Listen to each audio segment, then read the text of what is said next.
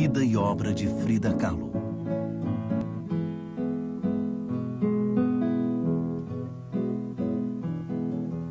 Frida Kahlo foi uma mexicana que transformou a própria vida através de autorretratos. Nascida próximo à cidade do México em 1907, no limiar das grandes revoluções do século XX, ela improvisaria seu próprio tipo de liberdade para transcender com dignidade uma vida cheia de dor.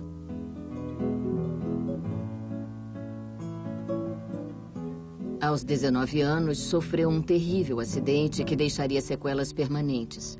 Ela começou a pintar durante sua longa convalescença e passaria o resto da vida expressando sua experiência em algumas das imagens mais luminosas e marcantes de sua era.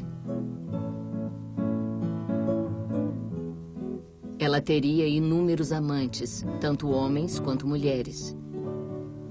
Mas o grande amor de sua vida foi o célebre artista mexicano Diego Rivera. A complexidade e a dificuldade deste relacionamento amoroso marcariam a vida adulta da pintora. Ela mesma se tornaria uma lenda, fazendo de sua vida uma obra de arte e conquistando seu lugar entre os mais célebres artistas e visionários de sua época. No entanto, ironicamente, suas pinturas foram praticamente ignoradas enquanto viva, uma obscuridade que não a incomodou. Ela pintava, dizia, para si mesma, e neste processo criou algumas das imagens mais marcantes do século XX. Estou pintando um pouco. Não porque eu me considere uma artista, mas simplesmente porque eu não tenho nada melhor para fazer. E porque trabalhando eu consigo esquecer um pouco dos problemas sofridos. Estou fazendo pinturas a óleo em pequenas placas de estanho. E às vezes vou a uma escola de artesanato, onde fiz 2 litografias que são simplesmente horríveis. No México, dizem que é uma bênção nascer e morrer na mesma casa. Frida Kahlo nasceu em Coyoacán, nos arredores da cidade do México, em uma casa azul construída pelo pai. Ela moraria nesta casa até o fim da vida, o que ocorreu aos 47 anos de idade. Seu pai era um refugiado judeu-alemão e a mãe, mestiça índia de Oaxaca. O pai dela era fotógrafo e Frida costumava trabalhar com ele, ou melhor, acompanhá-lo. E ele era epilético, tinha epilepsia. Ela não contava para ninguém, mas tomava conta dele. E acho que ela tinha noção do perigo, da brevidade da vida e do que fazemos com os nossos destinos, o que fazemos com a nossa vida, a forma como a vivemos e a curta duração. Aos 6 anos, uma forte dor na perna direita se revelou sintoma de uma poliomielite. Ela passou 9 meses isolada em casa e ficou manca. Foi o pai que a ensinou a vencer os deboches e a solidão através de um comportamento considerado pouco feminino para a época. Com o incentivo do pai, ela praticou natação, boxe e luta.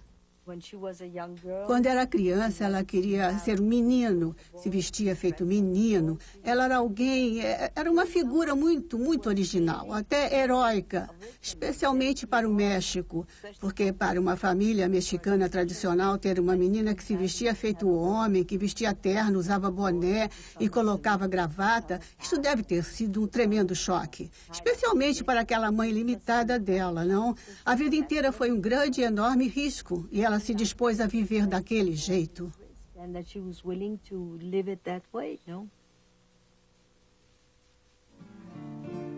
Durante 400 anos, o México foi conquistado, dominado, invadido e banhado em sangue pela Guerra Civil. 30 anos antes do nascimento de Frida, Porfírio Dias tomou o poder e forçou uma paz conturbada ao destruir toda a oposição. Finalmente, em 1919, ano em que Frida completava 3 anos, a Revolução Mexicana estourou no campo. A Revolução foi o evento mais marcante da infância de Frida.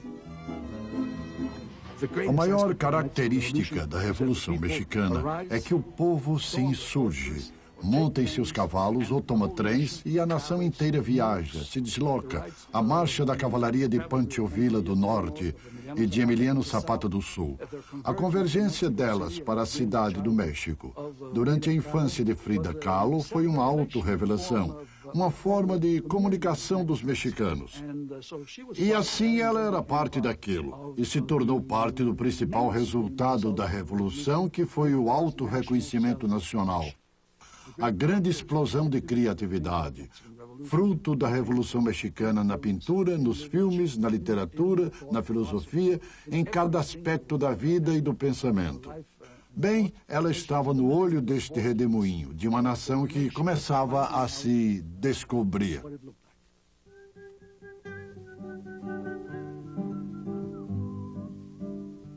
Em 1920, a luta havia terminado, mas a Revolução continuava a transformar o país. Um dos caldeirões intelectuais do México pós-revolucionário foi a Escola Preparatória Nacional. Em 1922, Frida se tornou uma das primeiras mulheres a estudar na prepa. Aos 15 anos, ela se envolveu com as dificuldades e paixões da melhor escola secundária do México.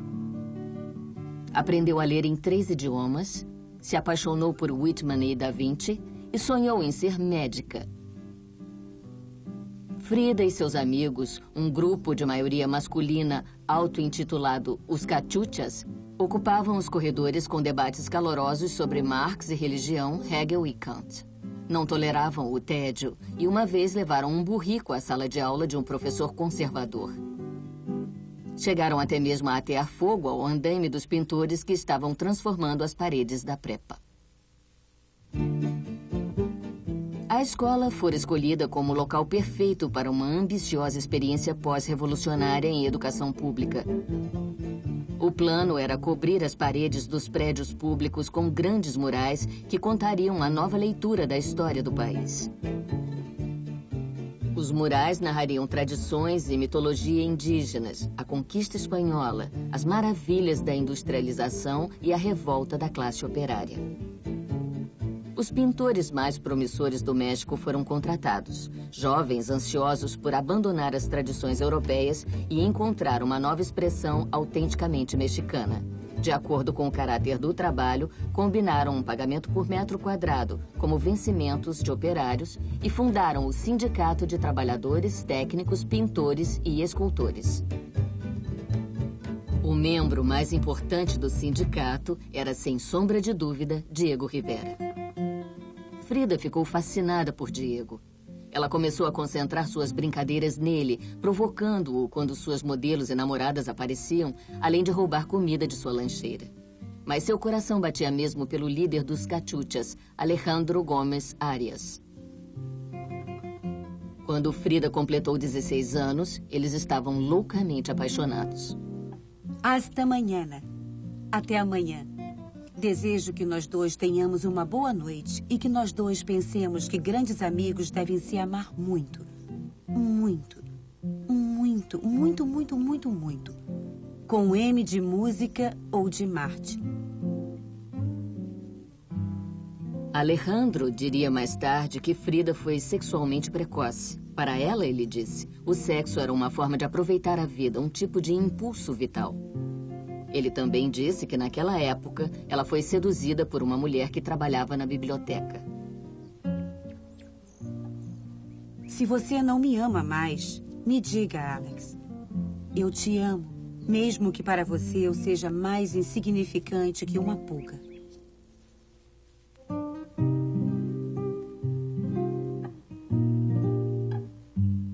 Num dia chuvoso de outono, em 1925, ao voltar de ônibus para casa em Coyoacán com Alejandro, a vida de Frida, da forma que conhecia, chegava ao fim. O ônibus estava prestes a fazer uma curva quando colidiu com um bonde elétrico.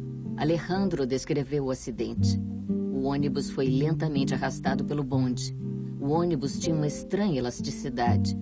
Quando ele atingiu sua flexibilidade máxima, partiu em milhares de pedaços e o bonde continuou andando. Ele atropelou muitas pessoas. Frida ficou na rua com uma multidão ao seu redor. Tanto a coluna quanto a pelvis quebraram em 3 lugares. A perna direita em 11. Também fraturou a clavícula e 3 costelas. Seu pé direito foi deslocado e esmagado. Os médicos achavam improvável que ela sobrevivesse. Na infância, Frida aprendera a superar a enfermidade com esforço físico. Agora, obrigada a ficar deitada, ela precisava de uma nova forma de ser ativa. Sem prestar muita atenção, comecei a pintar. Minha obsessão era começar novamente a pintar as coisas da forma que via com os meus próprios olhos. E mais nada. Como o acidente mudou muito o meu caminho, muitas coisas me impediam de realizar desejos normais para qualquer pessoa. E para mim, nada parecia mais normal do que pintar aquilo que não havia sido realizado. Havia um espelho na cama e ela conseguia se ver. Pintava outras pessoas, mas o principal modelo era ela, não? Ela foi invadida por ela mesma. Ela foi invadida pela própria doença e pintava a si mesma. Ela fez seu primeiro autorretrato para Alejandro. Ele se distanciou após descobrir várias traições que ela havia cometido antes do acidente, mas ela queria que sua imagem ficasse gravada na mente dele. Alex, embora eu tenha dito eu te amo para muitos e beijado ou recebido galanteios de outros, do fundo do coração, você foi o único que amei. O retrato estará na sua casa dentro de poucos dias. Imploro que ponha em um lugar baixo, onde possa olhá-lo como se estivesse olhando para mim. Alejandro aceitou o presente e os dois se reconciliaram. Em 1925, o México tinha saltado da Revolução para uma renascença cultural e artística. Livre da arrogância europeia e da moralidade católica, a cidade do México se tornou meca para artistas e reformadores que eram atraídos pela atmosfera revigorante. Aos 21 anos, Frida estava praticamente recuperada. Embora as sequelas a afetassem pelo resto da vida, ela já se sentia bem o suficiente para deixar os limites da Casa Azul e usufruir da agitação e vitalidade da cidade. A cidade era a modernidade. Não o local da modernidade, mas a modernidade em si. Se você vivesse na cidade do México, você era diferente, porque o resto do país era tão oprimido pela tradição, pelos costumes e preconceitos, que se tornava impossível de habitar. Eu tinha tias solteironas que nunca falaram bunda. Elas morreram sem falar bunda. Elas falavam isto com que sento. Elas não falavam nem pernas. Pernas era muito audacioso para elas.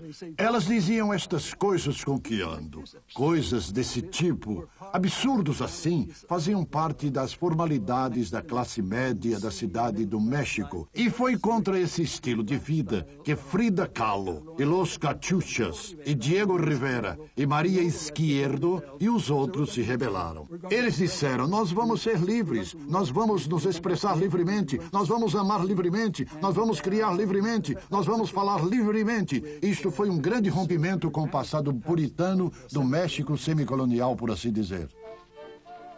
Frida começou a se relacionar com uma comunidade ampla de socialistas, marxistas, comunistas, anti-imperialistas, líderes estudantis, artistas e exilados políticos. Na companhia deles, Frida redescobriu o prazer dos debates calorosos, da música, tequila e casos amorosos. Foi no fim de uma festa de arromba que Frida reparou em Diego Rivera de novo. O encontro foi na época em que as pessoas andavam armadas e viviam atirando nos postes de luz e arrumando confusão. Diego atirou num fonógrafo e eu comecei a ficar muito interessada nele, apesar do medo. Rivera era o limite. Ninguém conseguia transcender Rivera. A sociedade não conseguiria tolerar pessoas mais ousadas ou livres que Rivera. Porque ele dizia, eu pertenço ao Partido Comunista. Ele dizia, Deus não existe. Porque ele dizia, brincando, que comeu carne humana. Porque ele podia fazer tudo o que ele quisesse.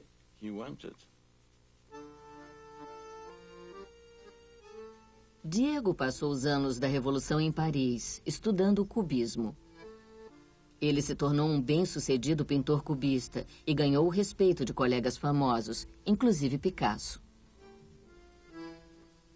Quando voltou ao México em 1921, a Revolução estava quase acabando e o projeto muralista estava em andamento.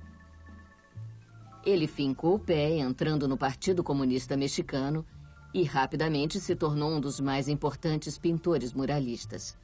Trabalhava incansavelmente. Seu corpo volumoso podia ser visto dia e noite nos andaimes da cidade.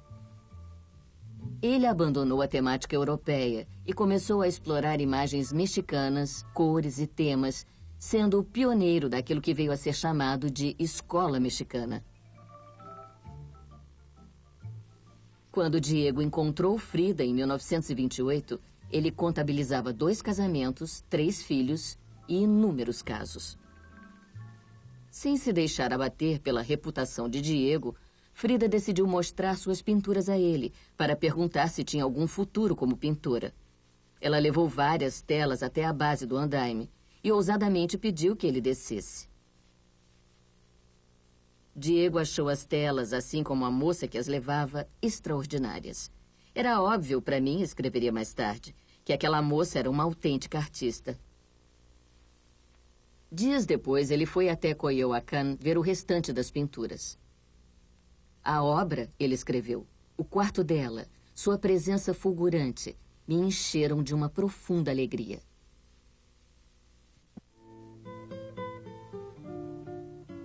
Frida e Diego formavam um casal incomum.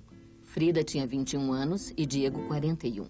Diego tinha mais de 1,80 m e pesava 135 quilos. Frida tinha 1,59 m e 45 quilos.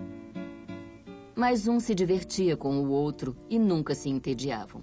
Para ela, Diego era o maior artista do mundo, o arquiteto da vida. Para ele, ela era um diamante em meio a muitas pedras inferiores.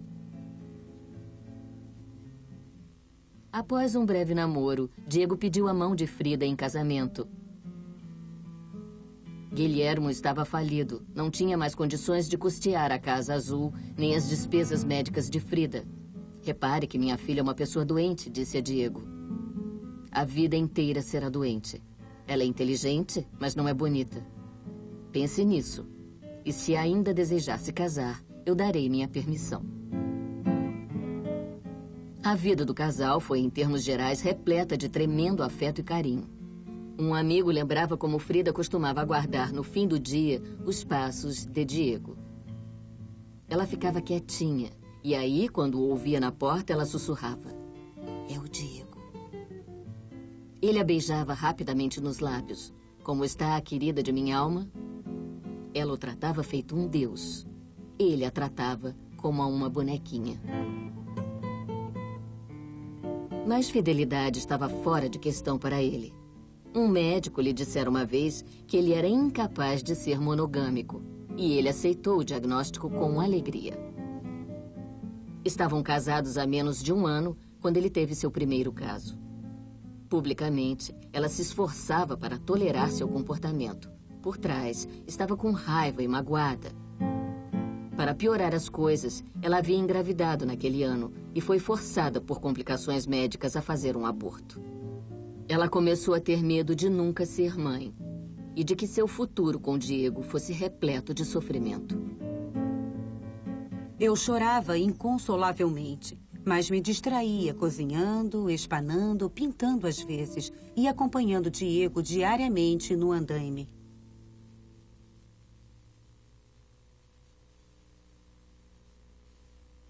Durante aquele período, Frida pintava, dizia ela, para ocupar o tempo. Ela não tinha ambições de se tornar uma artista ou de pintar no estilo do marido. Na medida em que a obra de Diego era esplêndida e simbólica, a de Frida era intimista e pessoal, e sua escala natural ficava cada vez menor, até as pinturas ficarem bem pequenas. Ela não tinha interesse nas revisões épicas da história mexicana. Em vez disso, sua obra refletia as impressões de sua infância, da arte folclórica mexicana e dos pequenos ex-votos, colocados nas igrejas católicas que contavam as histórias de pessoas salvas por milagres. Em 1930, o clima político no México havia esfriado. Anos seguidos de governos reacionários retiraram a maioria dos muralistas de seus andaimes e até do país. Uma reação violenta contra os esquerdistas ameaçou os sindicatos e comunistas foram presos, deportados e até assassinados. Naquele outono, Diego foi convidado a pintar diversos murais nos Estados Unidos. A época era perfeita e ele gostava da ideia de criar arte revolucionária no que ele chamava de Terra dos Capitalistas. Frida nunca havia saído do México e achou que a viagem seria uma aventura. Em novembro, eles partiram para São Francisco.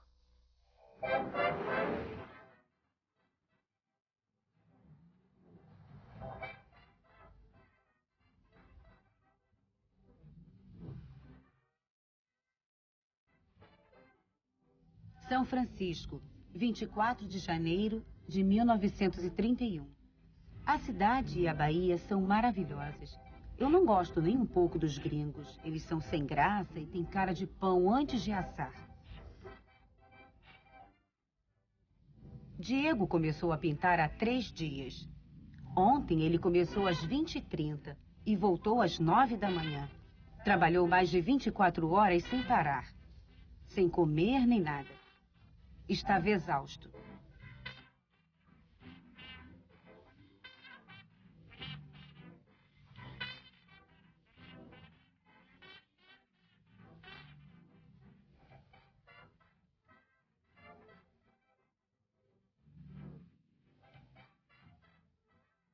De São Francisco, eles se mudaram para Nova York, onde Diego fez uma exposição individual no Museu de Arte Moderna de Manhattan.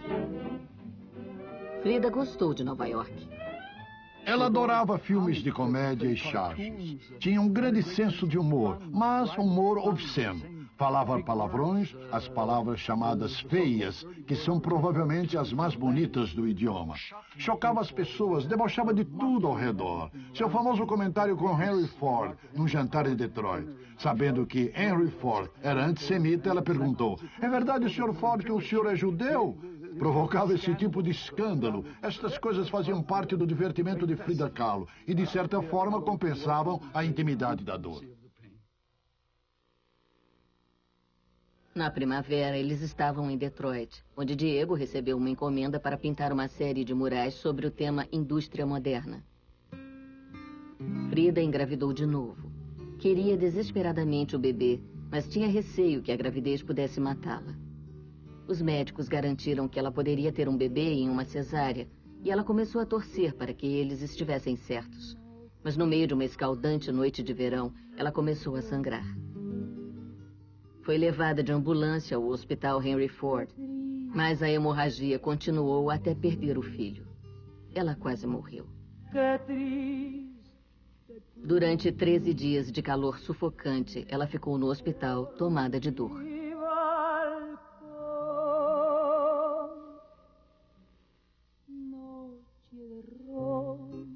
Por fim, pediu um lápis e um papel e começou a descobrir que podia desenhar seu sofrimento e depois pintá-lo. Nunca, disse Diego, uma mulher expressou numa tela uma poesia tão agônica como Frida naquela vez em Detroit. Frida encontrou uma forma de pintar a dor, de passar a dor através da pintura, de ver, de permitir que nós víssemos a dor. E ao fazer isso, refletiu a dor do mundo, daqueles que não conseguem pôr a dor para fora. Eu acho que este é um aspecto muito importante da vida e obra dela. Todos aqueles marginais, os mudos do mundo, deste mundo falso em que vivemos, no qual só vemos gente bonita indo a estreias de filmes e recebendo prêmios. Existe uma mulher tão ferida por dentro, tão enferma, que não tem outra beleza para olhar, a não ser a beleza interior. Se ela é capaz de encontrar esta beleza e colocá-la para fora, esta é a viagem artística e psicológica de Frida Kahlo através da dor. Frida e Diego passaram quase 4 anos nos Estados Unidos. Ela começou a sentir muitas saudades de casa e enchia as paredes dos quartos de hotel com arte folclórica mexicana e charges de jornais. Por fim, disse ao marido que era hora de voltar para casa. Diego não queria partir. Ele gostava de ser uma celebridade nos Estados Unidos e acreditava, como dizia, que a Revolução Mundial aconteceria em um país industrializado. Disse que ela deveria sacrificar suas vontades pela causa. Ela achava aquilo bobagem. Eles brigaram seriamente sobre o que fazer, mas o dinheiro de Diego havia acabado e, no fim, Frida venceu. Um grupo de amigos comprou passagens para eles de navio a vapor e os mandou de volta ao México.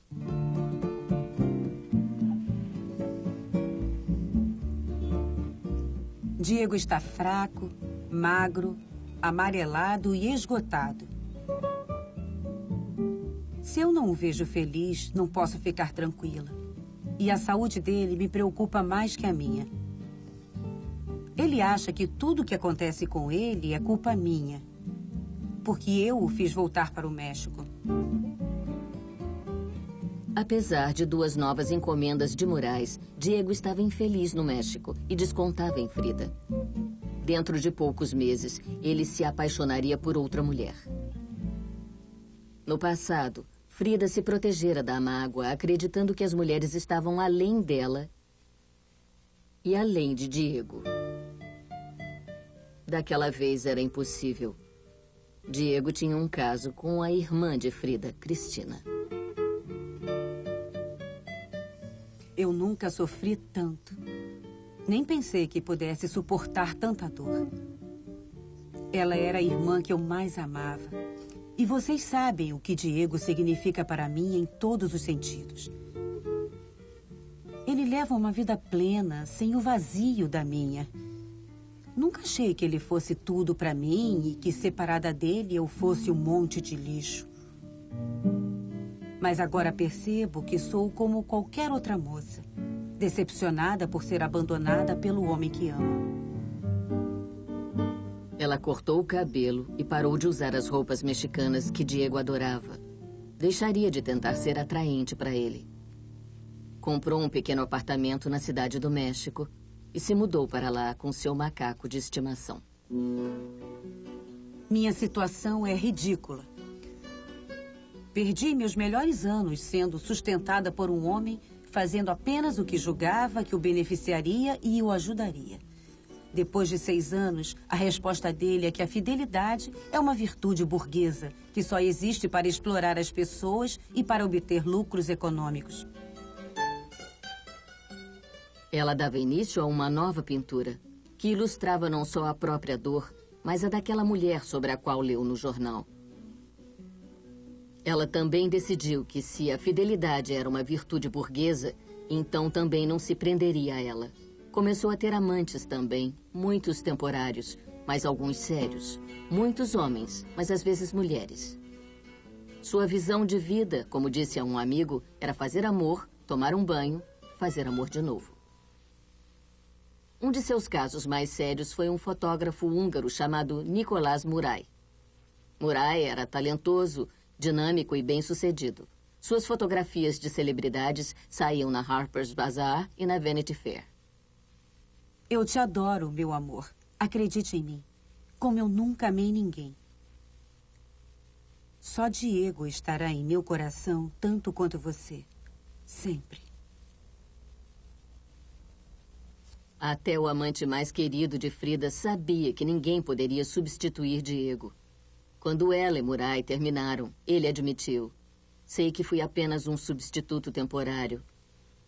Que mesmo sendo 3, escreveu, só existiam vocês 2. Meu bebê, o que eu daria para ver o que você está fazendo agora? O que você está pintando, poder estar com você e dormir com você no nosso quartinho. Sinto falta da sua risada, da sua voz, das suas mãozinhas, dos seus olhos, até dos seus acessos de raiva, tudo. Você é a minha própria vida e nada, nem ninguém pode me mudar.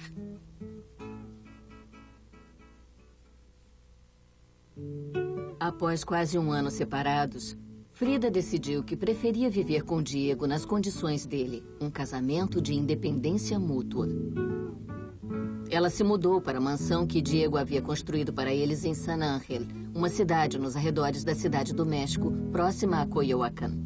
Tinha um design moderno, com 2 casas, uma grande rosa e branca para ele e uma menor azul para ela. Eram interligadas por uma ponte, sendo que Frida podia trancar a porta do seu lado. A vida do casal entrou por um tempo na rotina. Frida fez as pazes com a irmã e passava bastante tempo com a sobrinha e o sobrinho. Voltei a usar minha indumentária mexicana maluca. Meu cabelo voltou a crescer e estou magrela como sempre. Meu temperamento também não mudou. Continuo preguiçosa como de hábito, sem entusiasmo por coisa nenhuma. Muito idiota e uma desgraça de sentimental. Às vezes acho que é porque estou doente, mas é claro que isso é só um ótimo pretexto. Na metade da década de 30, o México voltara a ser um local hospitaleiro para liberais e esquerdistas. O general Lázaro Cárdenas se tornara presidente e eliminara o governo repressor do antecessor. Reformas trabalhistas e agrárias foram retomadas e o ativismo político estava em alta. Na Cidade do México, o comunismo entrou em moda como uma forma de revigorar as reformas da Revolução. E a casa de Frida e Diego se tornou uma espécie de central para uma elite intelectual internacional que achava que o México seguiria os passos da Rússia. A Revolução Russa, que tinha começado em 1917, mobilizou uma comunidade de esquerdistas no mundo inteiro. Embora os russos sofressem com a fome e a tirania, parecia ao mundo exterior que a massa camponesa havia saído vitoriosa na revolta contra os ricos. A maior parte da comunidade artística da Cidade do México sonhava com um resultado semelhante para o próprio país e apoiava apaixonadamente os bolcheviques russos. Frida era uma exceção. Motivada por um conceito de injustiça muito pessoal, ela apoiou os legalistas da Espanha contra Franco, porque acreditava que a causa deles, como disse, era a esperança mais viva e forte de derrotar o fascismo no mundo. Frida Kahlo não tinha ideias políticas. Ela era um consórcio de ideias políticas. Pessoas e símbolos lhe despertavam emoção. No momento, Stalin. No outro, Trotsky. E em outro momento ainda, Mao Tse-tung. Ela não acreditava na política como um ideário, e sim nos relâmpagos que surgem de figuras que dignificam um mundo marcado pela miséria. Em 1936, Joseph Stalin havia consolidado seu poder na Rússia e levou o rival Leon Trotsky ao exílio. As comunidades comunistas do mundo inteiro racharam violentamente. Diego seguiu Trotsky, se afastando da maioria comunista no México. Naquele outono, ele visitou o presidente Cárdenas para pedir asilo a Trotsky e a esposa Natália. Cárdenas concordou e Trotsky desembarcou em Veracruz em dezembro. Diego sofria de problemas renais e Frida foi recebê-los no lugar dele.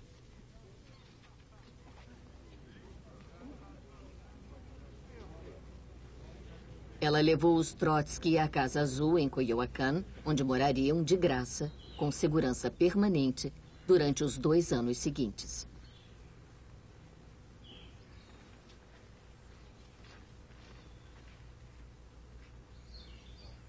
Trotsky era conhecido pela atração por mulheres bonitas, e Frida achou o prestígio dele diante do mundo e de Diego sedutor. O interesse mútuo rapidamente deu lugar a um caso amoroso. Mas em pouco tempo, Frida se cansou de Trotsky, a quem chamava de o velho. Depois do rompimento, ela fez um autorretrato para ele, o qual ele abandonou quando finalmente se mudou da Casa Azul. Passei minha vida amando Diego e bancando a preguiçosa com respeito ao meu trabalho. Agora, porém, continuo a amar Diego e, além disso, venho me dedicando seriamente a pintar macacos. Desde que voltei de Nova York, pintei uns 12 quadros, todos pequenos e sem importância, com os mesmos temas pessoais que só interessam a mim e a mais ninguém. 4 ou 5 pessoas me disseram que eram geniais. O resto acha que são muito loucos. No início de 1938, por insistência de Diego, Frida inclui 4 pinturas numa exposição coletiva na Cidade do México e, pela primeira vez, sua obra começou a atrair a atenção. Ela é uma excelente pintora, escreveu um crítico de arte, de real originalidade. Uma das artistas mexicanas mais interessantes que eu conheço. Sua obra não deixa nada a dever aos melhores quadros de Orozco e Rivera. E, de certas formas, é mais nativamente mexicana que a deles. Na primavera, André Breton chegou ao México. Conhecido na França como o Papa do Surrealismo, Breton era a figura principal do movimento de arte mais vanguardista da era. Ele e os colegas Salvador Dalí, René Magritte e outros exploravam as novas teorias de Sigmund Freud sobre o subconsciente. Ele foi ao México para visitar Trotsky e para conhecer o que chamava de o local surrealista por excelência. Não se decepcionou. No México, ele achou a própria realidade surreal e a obra de Frida Kahlo uma manifestação espontânea de surrealismo puro. Ela descobriu uma coisa que nós, latino-americanos, sabemos muito bem, que nós já convivíamos com o surrealismo muito antes da França codificá-lo na década de 20, após a Primeira Guerra Mundial. Os grandes artistas surrealistas vieram da Alemanha, Max Ernst, da Espanha, Luis Buñuel, ou do México, Frida Kahlo. Porque estavam ligados a uma cultura que sempre soube que existe um outro mundo além do mundo que conhecemos. Lado a lado com a realidade, percebemos que a outra realidade invisível é que o dever do artista é tornar esta invisibilidade visível. Pensam que eu sou surrealista, mas nunca fui. Nunca pintei sonhos, só pintei minha própria realidade. Pouco tempo depois da exposição na Cidade do México, Frida recebeu uma carta de Julian Levy, negociante de arte de Nova York, especializado em surrealismo, convidando-a para fazer uma exposição em sua galeria. Em outubro, ela estava em Nova York sem Diego. Disse a amigos que estava vivendo a própria vida. Foi tratada com respeito e carinho, não como a esposa do grande Rivera, mas como uma pintora de mérito próprio. Sua exposição foi um sucesso espetacular. No inverno, ela seguiu para Paris a convite de Breton para expor sua obra. Após 3 meses, ela ficou com saudades do México. E o clima desagradável de guerra iminente na França não melhorava seu humor. Para piorar, ela descobriu que Breton não havia montado a exposição. Suas pinturas ainda estavam presas na alfândega. E a galeria nem sequer fora providenciada.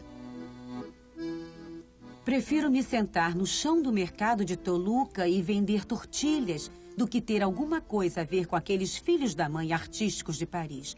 Passam horas sentados nos cafés esquentando os seus preciosos traseiros e falando sem parar sobre cultura, arte, revolução e daí por diante. Na manhã seguinte, não tem nada que comer em suas casas, porque nenhum deles trabalha. O desprezo de Frida pelos colegas parisienses foi exagerado por conta de mais uma recaída. Além da dor crônica nas costas e no pé, ela se viu novamente no hospital devido a uma infecção renal. Quando recebeu alta, Várias mulheres se ofereceram para cuidar dela, inclusive a esposa de André Breton, Jacqueline Lamba. Segundo boatos, quando se recuperou, a forte amizade com Jacqueline havia se tornado um caso de amor. Finalmente, um colega de Breton, Marcel Duchamp, apanhou as pinturas de Frida e encontrou uma galeria para expô-las. Mais uma vez, sua exposição foi um grande sucesso e ela foi recebida como uma celebridade. A estilista de moda Else Schiaparelli cria o vestido Madame Rivera e a mão de Frida cheia de anéis é capa da Vogue. Pablo Picasso lhe presenteia com um par de brincos na forma de pequenas mãos e o Louvre compra uma pintura, The Frame. Foi a primeira pintura mexicana contemporânea do acervo deles.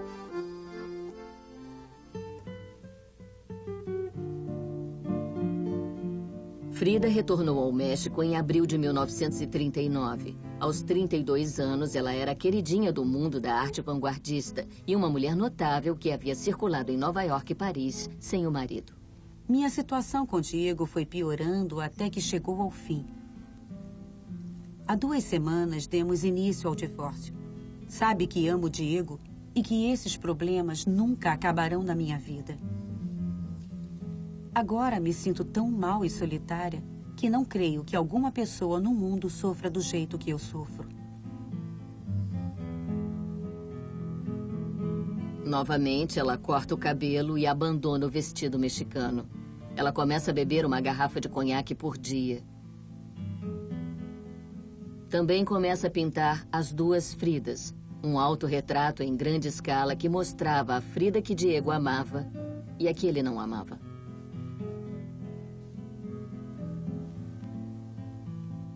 Como na primeira separação, ficaram distantes quase 1 ano. Diego tinha uma assistente jovem e atraente e, segundo os boatos, queria se casar com ela. Quando ele saiu do México com ela para pintar um mural em São Francisco, a saúde de Frida se deteriorou rapidamente. Passei 3 meses de cama com um colete de gesso e um aparato terrível no queixo que me fizeram sofrer absurdamente. Todos os médicos do México achavam que eu precisava ser operada da coluna. Fiquei com tanto medo que dei por certa a minha morte. Em 3 meses, eu emagreci 7 quilos e me sentia um verdadeiro caco. Em São Francisco, Diego ficou profundamente abalado com a notícia da doença de Frida e também começou a se arrepender do divórcio. A separação, disse, teve um efeito prejudicial para nós 2. Ele quis se casar com ela novamente e assim Frida foi a São Francisco para consultar um especialista e apreciar o pedido de Diego.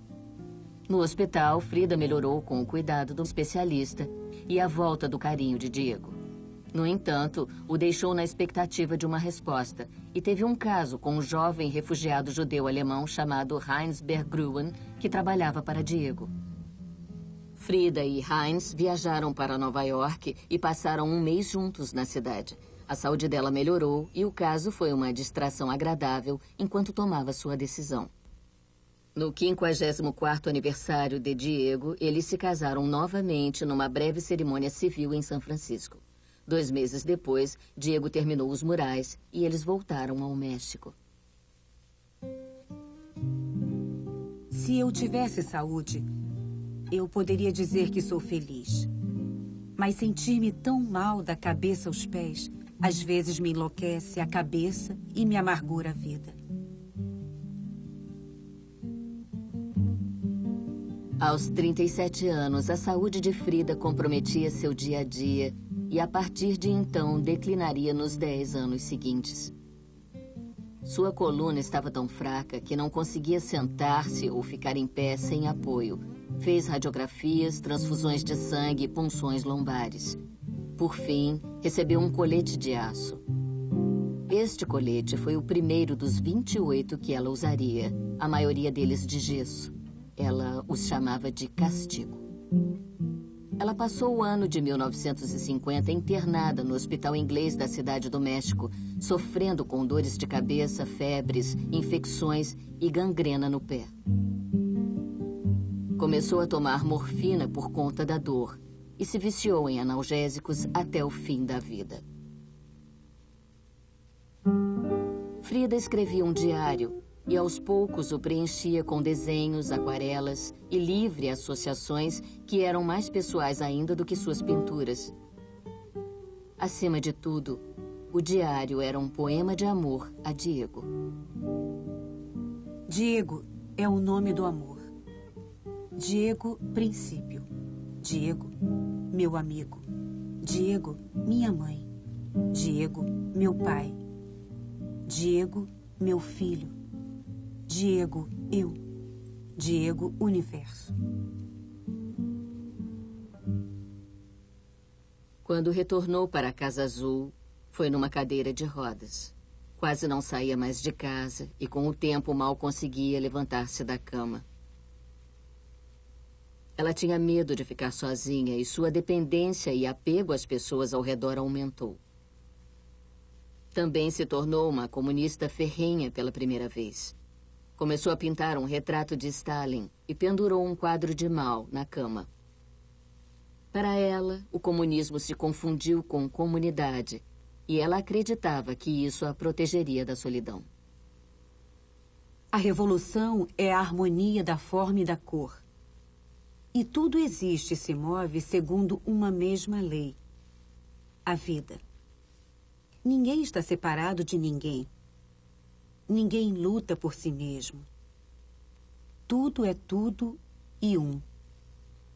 A angústia e a dor, o prazer e a morte não são nada além de um processo para a existência.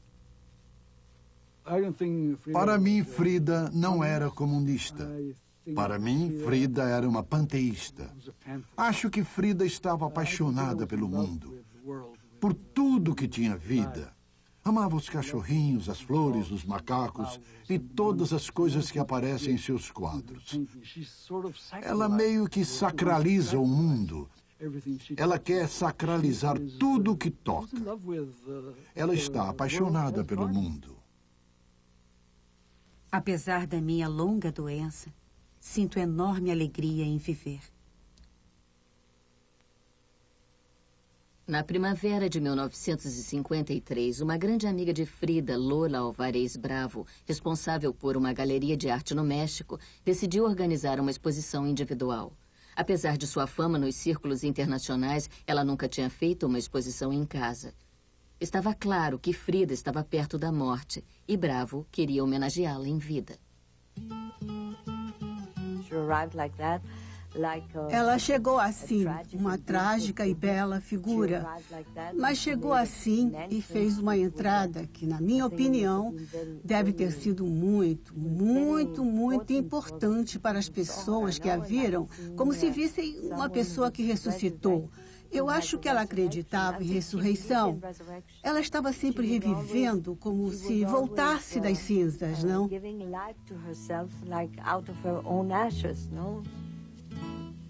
Amigos, estudantes, críticos e desconhecidos cercaram sua cama a noite inteira. Foi uma grande festa, com tequila, risos, violões e canções. Foi, como disse um amigo, o tipo de evento que ela amava. Interessante, surpreendente, intensamente humano e um pouco mórbido. Bravo recebeu telefonemas de Paris, Londres e Estados Unidos perguntando pela exposição. Um crítico de renome resumiu a experiência. É impossível separar a vida e a obra desta pessoa singular. Suas pinturas são sua autobiografia.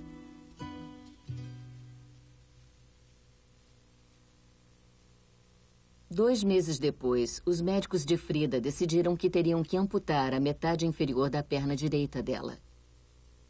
Ela vai morrer, disse Diego. Isto vai matá-la. Na véspera da operação, escreveu sua enfermeira, reinou o silêncio. Não dissemos nenhuma palavra. Todos os dias após a operação, reinava o silêncio. Apenas o silêncio. Depois da cirurgia, Frida pouco falou. Ela ficava deitada ou sentada junto à grande janela do quarto, observando os pombos, os galhos e a fonte no jardim. Seu último quadro foi uma natureza morta de melancias cortadas. 8 dias antes de morrer, escreveu seu nome, a data e o local. Coyoacán, México. Então escreveu em letras grandes a sua despedida. Viva la vida. Viva a vida.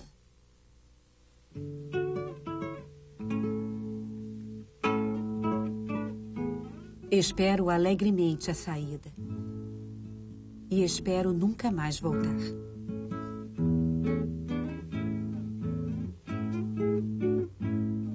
Numa terça-feira, 13 de julho de 1954, Frida Kahlo morreu em seu leito. Tinha 47 anos. Os amigos enfeitaram o cabelo dela com flores e fitas e lhe colocaram anéis e colares. A fila de despedidas durou o dia inteiro. Diego, recordou um amigo, se tornou um velho em questão de horas, pálido e feio. Quando Frida morreu, ele parecia uma alma cortada pela metade. Diego viveria apenas mais 3 anos após a morte de Frida. Ele reconheceu que somente após a morte dela pôde compreender finalmente o poder de seu amor. Sua última obra como pintor foi uma pequena natureza morta, melancias cortadas.